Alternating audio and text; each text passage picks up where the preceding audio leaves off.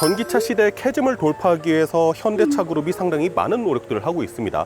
최근에 공개했었던 캐스퍼 일렉트릭도 마찬가지고요. 그 첫 번째 모델을 바로 이 EV3라고 생각을 합니다. EGMP 플랫폼 바탕이지만은 전륜 구동을 기반으로 하고 최대한 코스트 다운을 해서 전기차에 대한 관심이 아주 그렇게 크지 않은 소비자들도 구매할 수 있는 바로 그런 녀석입니다. 오늘 시승 같은 경우에는 서울에서 출발해서 강원도 속초까지 약 200km 이상을 주행하는 시승이고요. 제가 오늘 시승한 차량은 EV3의 롱레인지 GT라인입니다. 81.4kWh의 대용량 배터리를 얹고 있죠. 제가 오늘 조금 텐션이 낮아 보일 수도 있어요. 목감기에 심하게 걸려가지고 텐션은 높은데 목소리가 낮은 거예요. 저도 상당히 궁금했던 모델입니다. EGMP 플랫폼을 바탕으로 만든 전륜구동 염가형 전기차는 어떤 느낌일까?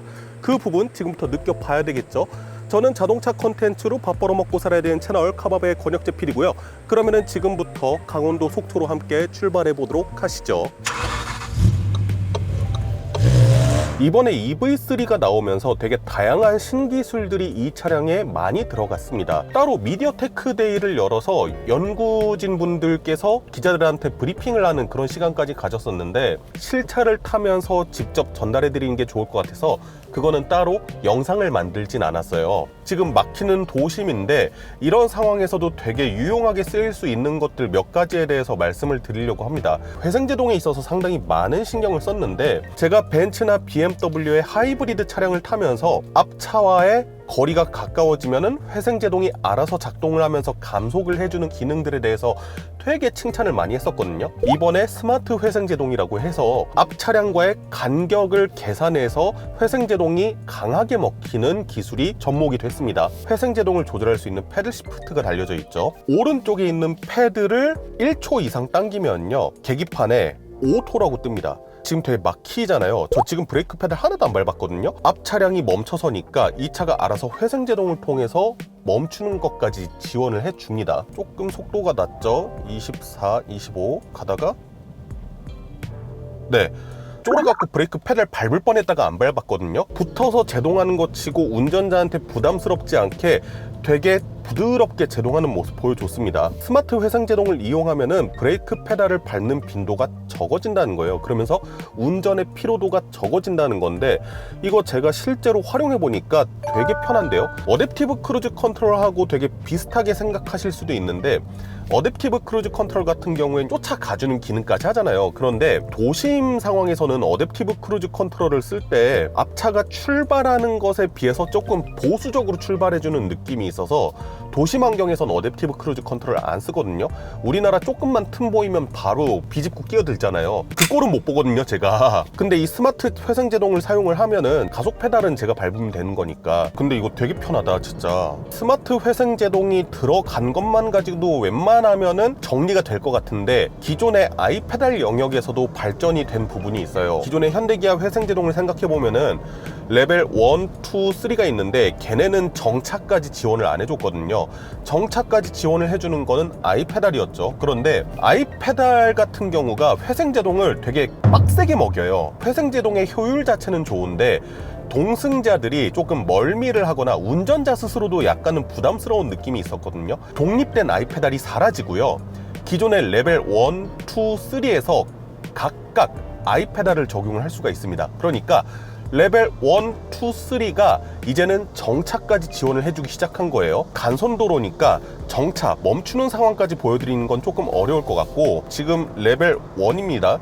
회생제동이 가장 약하게 먹히는 상황인데 이번에는 왼쪽에 있는 패들 시프트를 1초 이상 당기잖아요. 레벨 1 위에 아이페달이 생깁니다. 가속 페달에서 발을 떼면은 약하게 먹히는 회생제동이 결국에는 정차까지 이어진다는 거거든요. 되게 실용적일 것 같다라고 생각했는데 스마트 회생제동만 가지고 웬만큼은 정리가 됩니다. 저는 그래서 오늘 시승 내내는 스마트 회생제동을 쓰려고 해요. 그리고 계기판을 보시게 되면요, 자녀 주행 가는 거리가 뜨잖아요. 근데 이 자녀 주행 가는 거리가 뭐예요? 현재 내가 운전하고 있는 스타일을 차량이 분석해서 차량 내에 있는 배터리의 양과 짜맞춰 본단 말이에요. 얘가 운전하는 스타일 가지고는 어느 정도까지 주행이 가능하겠다라는 예상치를 보여주는 거거든요. 그런데 사람이 운전 스타일이 계속 하나로 고정되진 않잖아요. 예를 들어서 장거리를 갔는데 갑자기 고속도로 한가운데에서 급동이 터졌다. 밟아야 될 거 아니에요, 미친 듯이. 그러면은 그때부터는 주행 가는 거리가 줄어드는 모습들을 보여주죠. 그러니까 한마디로 예상은 예상인데 되게 단편적인 예상이었단 말이에요. 이번에 EV3에 들어간 게 예상 주행 가는 거리의 맥시멈치와 미니멈 수치를 보여줍니다. 그러니까 지금 주행 가능한 거리가 407km라고 뜨거든요. 그런데 그 밑에 보면은 미니멈에서 280km가 적혀져 있고 그 위로는 맥시멈 655km가 적혀져 있습니다. 미친 듯이 조지고 가면은 280km까지는 갈 수 있어.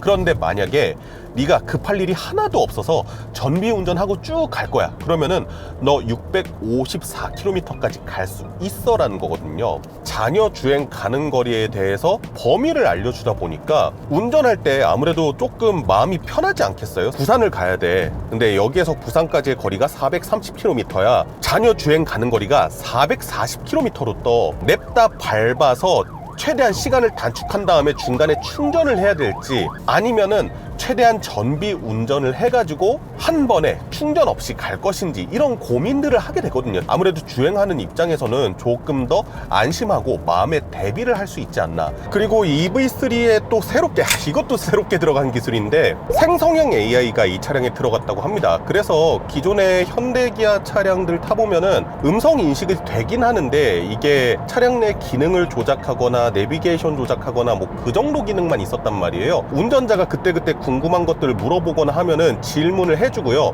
아니면은 뭐 나 여기 가는데 여기 여행 코스 짜줘 하면은 그것에 대해서 또 짜주기도 한다고 합니다. 제가 이 생성형 AI와 함께 대화를 해볼게요. 유튜브 채널 카밥에 대해서 알려줘. 유튜브 채널 카밥은 자동차 관련 정보와 리뷰를 제공하는 채널이에요. 유튜브 채널 카밥 운영하는 사람 누구야? 김한용님이 운영하는 유튜브 채널입니다. 미쳤나봐. 유튜브 채널 카밥은 권혁재 PD가 운영하는 채널이야. 카밥은 유튜브 채널이에요. 카밥은 누가 운영하는 채널이야? 카밥은 김한 네, 아직 좀 가야 될 길이 멀어 보입니다. 그리고 저를 암살하려고 했어요. 카밥은 이제 아무래도 익숙하지 않은 채널이다 보니까 이런 거고, 이런 거는 또 잘 대답해 줍니다. QWER에 대해서 설명해줘. QWER은 2023년 10월 18일에 데뷔한 3Y 코퍼레이션 소속 4인조 K-팝 아이돌 그룹 걸스 밴드입니다.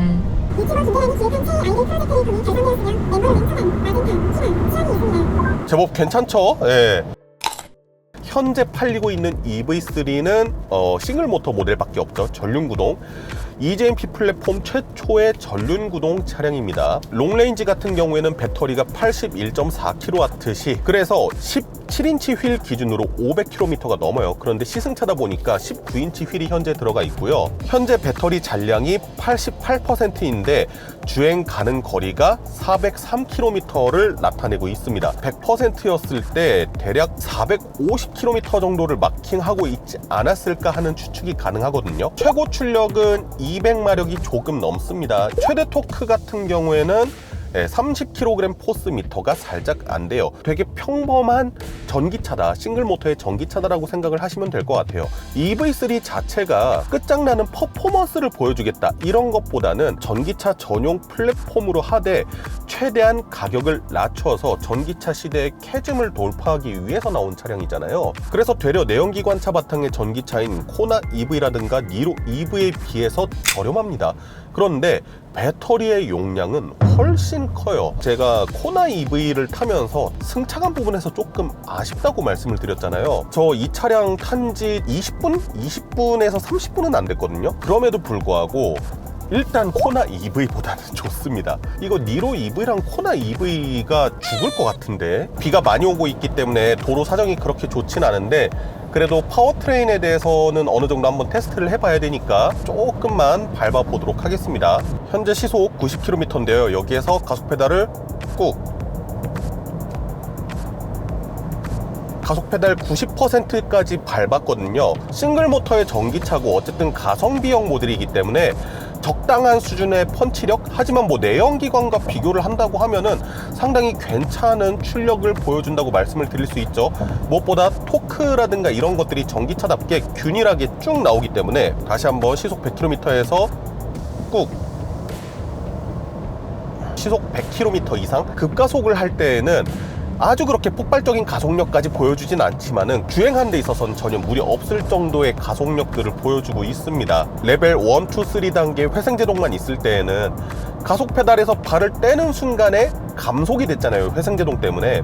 그렇기 때문에 다시 가속 페달을 밟고 이랬어야 됐는데, 스마트 회생제동을 설정해 두면은 앞에 아무것도 없으면은 타력 주행을 하게 됩니다. 그래서 EV3 구매를 생각을 하고 계신다면은 그냥 스마트 회생제동 쓰세요. 예, 이게 편합니다. 아무도 없는 것 같아서 잠깐 제가 정차했다가 쿨악셀 한 번만 밟아볼게요. 이 차량 전륜구동이죠.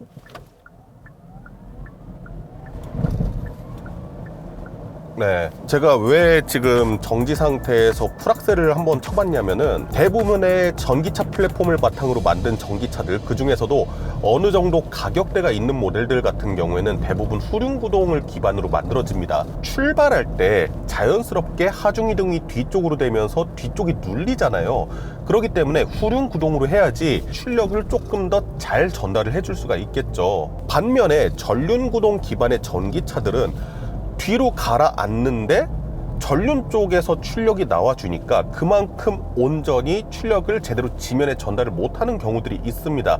대표적인 예시로 말씀드릴 수 있는 게 토레스 EVX라고 말씀드릴 수 있는데, 정지 상태에서 가속 페달을 꾹 눌러 밟았을 때 휠스핀이 일어나는 모습을 보여주거든요. 이 차량 가속 페달을 꾹 눌러 밟으면 어떤 모습을 보여줄까, 좀 그것이 궁금했었거든요. 다시 한번 해볼게요. 가속 페달을 끝까지.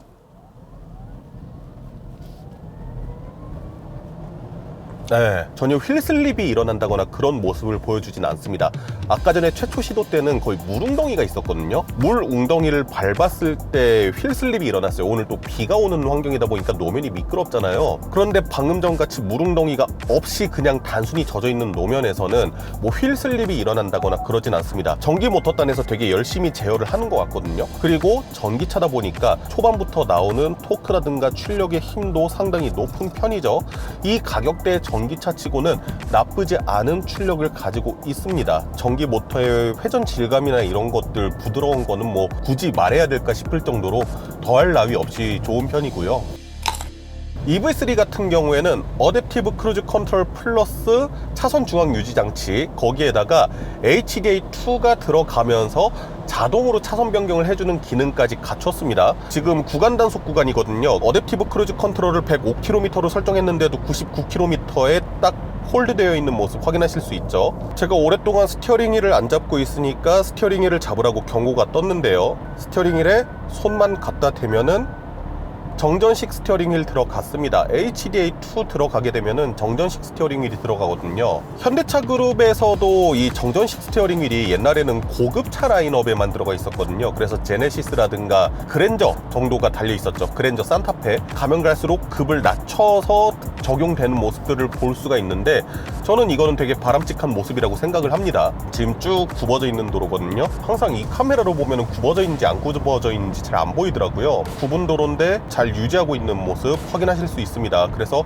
차선 중앙 유지 장치는 상당히 좋은 모습 보여주고요. 현재 차간 거리는 가장 가깝게 설정한 상태인데, 저보다 조금 느린 차량을 만나게 된다면은 감속을 어떻게 할지, 네, 여기서부터 천천히 감속을 하네요. 감속을 되게 운전자가 알아차리지 못할 정도로 서서히 해주는 모습을 보여줍니다. 그럼 이 상태에서 추월을 하기 위해 방향지시등을 켜게 되면은 일단은 본인이 알아서 차선 변경했죠. 그리고 가속하는 것도 부드럽게 슬며시 스리슬쩍 하는 모습 보여줍니다. 운전자가 거의 알아차릴 수 없게끔 가속을 하는 모습 보여주는데요. 여기서 다시 차선 변경. 이거 제가 하는 거 아니죠? 차가 알아서 한 겁니다. 현대기아 차 타면서 자주 말씀드리지만 진짜 현대기아 에이다스 잘해요. 웬만해서는 운전자가 불안을 느끼게 할 환경을 조성하지 않습니다. 지금도 전방에 느린 차량이 있는데 되게 부드럽게 아는 듯 모르는 듯 감속을 해주거든요. 그래서 뭐 에이다스에 대해서는 뭐 굳이 또 할 말이 없다. 잘한다. 승차감과 관련해서 이야기를 해보려고 합니다. 스마트 회생제동에 대해서 말씀을 드렸잖아요. 근데 앞 차량과의 차간거리뿐만 아니라 내비게이션하고도 이게 연동이 되는 부분이 있어서 과속방지턱이라든가 코너 이런 곳에서도 차량이 회생제동이 되면서 감속이 되더라고요. 저 옆에 코너 있잖아요. 코너 있으니까 확실히 회생제동이 확 하고 먹히는 모습을 확인할 수 있습니다. 이런 것도 되게 편하다고 말씀을 드릴 수 있고, 교각의 이음새라든가 고속도로에도 이음새 같은 데 있잖아요. 그런 데를 지나가면서 느끼는 거는 승차감 셋업 자체는 살짝은 부드러운 쪽에 많이 치중이 되어 있는 느낌입니다. 충격 같은 것들을 상당히 뭉툭하게 전달을 해주는 느낌이 있거든요. 방금 전에 오른쪽에 있는 맨홀 뚜껑을 밟았을 때에도 보드랍게 충격을 운전자한테 전달해주는 느낌이었습니다. 과속방지턱 있네요. 과속방지턱 시속 50. 아허. 다시 한번 과속방지턱. 어허. 전체적으로 조금 부드러운 쪽에 셋업이 되어 있는 건 맞는데 뒤에 서스펜션이 살짝 쿵 튀는 느낌이 있거든요. 너무 단단하게 쪼여나서 튄다는 느낌이 아니라 뒤에 서스펜션도 분명히 어느 정도 부드러운 느낌을 가지고 있는데 리바운드 될 때 있잖아요. 그때 조금 튀는 느낌이 나요. 천천히 넘으면 되게 부드럽거든요. 여기도 확실히 뒤쪽 서스펜션이 상대적으로 전륜보다는 장력이 조금 센 느낌이에요. 국내 소비자분들께서 너무 물렁한 승차감보다는 어느 정도 탄탄한 승차감도 조금 좋아하시는 편이잖아요. 탄탄한 승차감도 어느 정도 갖추고 있대 지향점 자체는 되게 부드러운 쪽에 가까운 승차감 세팅이라고 말씀드릴 수 있습니다. 국내 소비자들 입맛에는 상당히 잘 맞을 것 같다는 생각이 듭니다. 비가 와서 막 달려보기는 조금 그렇긴 한데요. 차량에 앉았을 때 드는 느낌이 생각보다 시트 포지션이 조금 높다는 느낌이거든요. 그런데 그에 반해서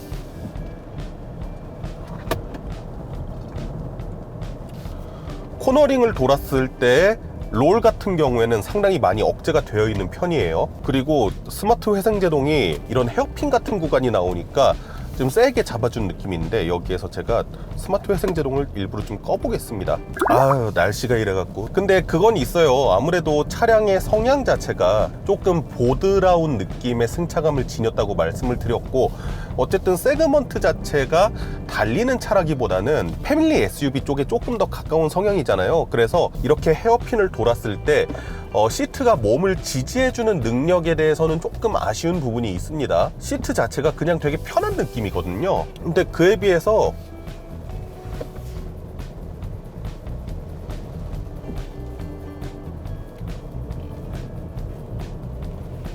편한 승차감에 비해서는 롤을 상당히 잘 잡은 느낌이 듭니다. 구비증기를 주행해 봤을 때 느낌 자체는 하체 세팅이 꽤 나쁘지 않은 것 같아요. 단단함과 부드러움 그 사이 쪽에서는 부드러움에 조금 더 포커싱이 맞춰져 있긴 하지만 주행 성능이 그렇다고 해서 아주 후지게 떨어지는 것도 아니거든요. 하체 세팅은 저는 개인적으로는 만족스럽습니다. 아주 극락의 수준까지 보여주느냐 하면 그거는 아닌데, 그래도 이 가격대의 전기차 보조금 받고 구매했을 때 가격대가 3천만 원 중후반대부터 시작한단 말이에요. 그러면은 아까 전에 말씀드렸던 코나 EV나 니로 EV 이런 데의 가격대인데 그런 차들에 비해서는 승차감이 훨씬 좋죠. 아무래도 내연기관 바탕의 플랫폼을 가지고 전기차를 만들면은 기존의 내연기관에 대비한 세팅보다는 뭔가 좀 흐트러질 수밖에 없고 승차감이 아주 그렇게 좋게 나오긴 조금 어려운 부분들이 있거든요.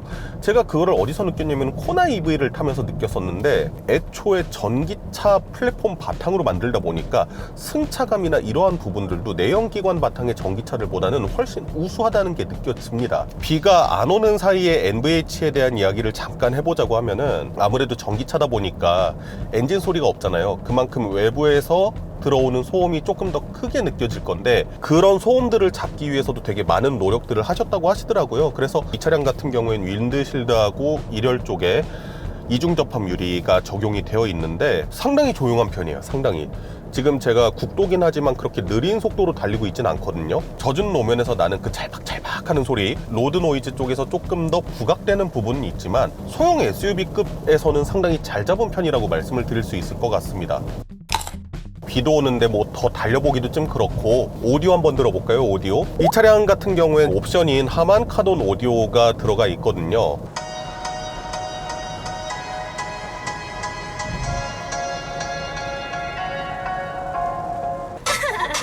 hands on the line.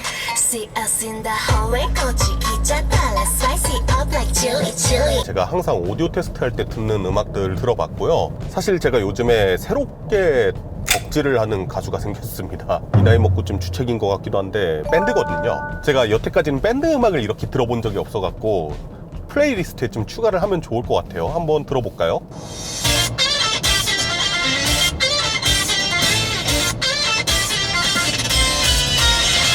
네, 이렇게 새로운 플레이리스트까지 들어봤는데 처음에 들었었던 곡이 부부걸의 One More Time. 근데 그런 깊은 맛은 원래 하반 카돈이 조금 못 살리는 부분이 있어요. 카라의 퀸스, 베이스 웅 하고 울리는 부분 뛰어나진 않지만 그래도 어느 정도 적당히 살렸다는 느낌이 들고, 무엇보다 지금 밴드 음악을 제가 처음 듣는데 요즘에 입덕을 했으니까 제 차에선 항상 듣는데, 제 차가 이제 보스 오디오가 들어가 있거든요. 보스에선 안 들리던 것들이 지금 이 하만 카돈에서 들리는 게 뭐냐면은 일렉, 베이스, 드럼 이런 것들이 서로 자신의 존재감을 되게 잘 뽐내네요. 밴드 음악이 상당히 좋은데요.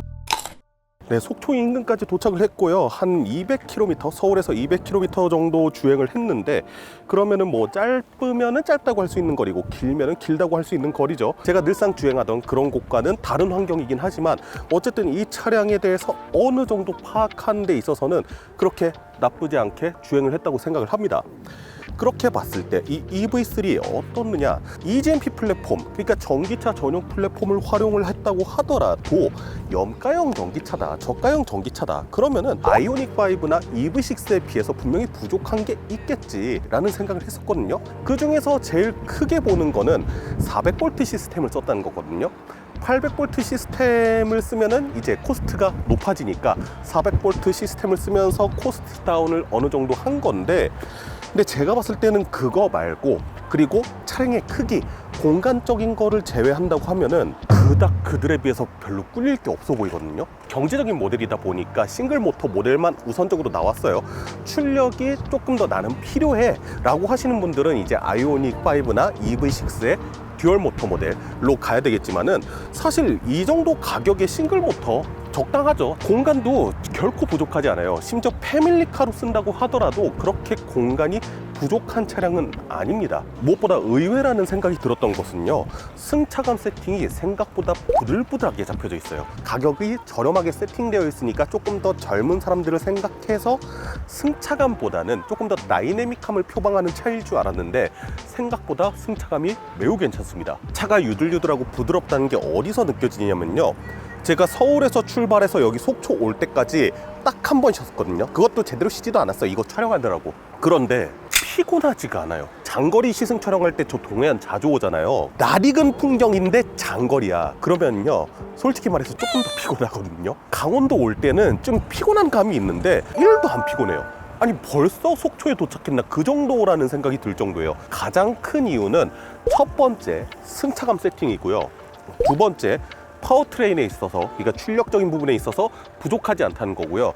세 번째가 스마트 회생제동이에요. 브레이크 페달로 발이 몇 번 덜 가는 것만 가지고도요, 진짜 운전이 이렇게 편할 수가 없습니다. 솔직히 속으로 그 생각했거든요. 아니 어떻게 보면은 엔트리급 전기차인데 뭐 이렇게 신기술을 많이 갖다 박아놨을까라는 생각을 했었는데 신의 한 수였어요. 오히려 어떤 특정 대상분들한테는 아이오닉 5나 EV6보다 이 차를 더 추천드리고 싶을 정도로 상당히 차가 괜찮습니다. 저는 되게 만족스러웠어요. 아쉬운 건 없었느냐, 아쉬운 거, 이거는 제가 조금 더 타봐야지 알 것 같거든요. 좀 더러운 노면도 끌고 가봐야지 알 것 같은데, 안 좋은 노면에서 가끔씩 이 후륜 쪽 서스펜션에서 불쾌한 충격, 아주 불쾌하진 않은데 어느 정도의 충격을 조금 만들어내는 게 있어요. 어떤 환경에서 일어난 충격이고 어떤 유형의 충격인지는 한번 봐야 될 것 같아요. 나중에 또 이 차량 시승할 수 있는 기회가 되면은 그때 한번 느껴보고 말씀드리는 걸로 하고요. 그리고 아까 서울에서 처음 출발할 때 배터리 잔량 90%였고요. 그때 당시에 주행 가능한 거리가 한 406km 정도인가 나왔거든요. 지금 200km 가깝게 주행했는데, 그럼 현재 남아있는 배터리 잔량과 주행 가능 거리 얼마냐? 현재 배터리 잔량 55%로요 35%를 썼고요. 주행 가능한 거리 261km, 그러면은 한 140km 정도밖에 안 썼네요. 무지하게 조지면서 왔거든요. 풀충하고 가면은 500km 갈 수도 있겠다는 생각도 들거든요. 아예 새로운 차량이다 보니까 주저리 말이 좋아졌는데, 그래서 제 평가는요 되게 긍정적입니다. 3천만 원대 전기차를 고려해보고 계신 분이라면 꼭 한번 시승해 보셨으면 좋겠습니다. 저는 지금까지 자동차 콘텐츠로 밥 벌어먹고 살아야 되는 채널 카밥의 권혁재 PD였습니다. 감사합니다.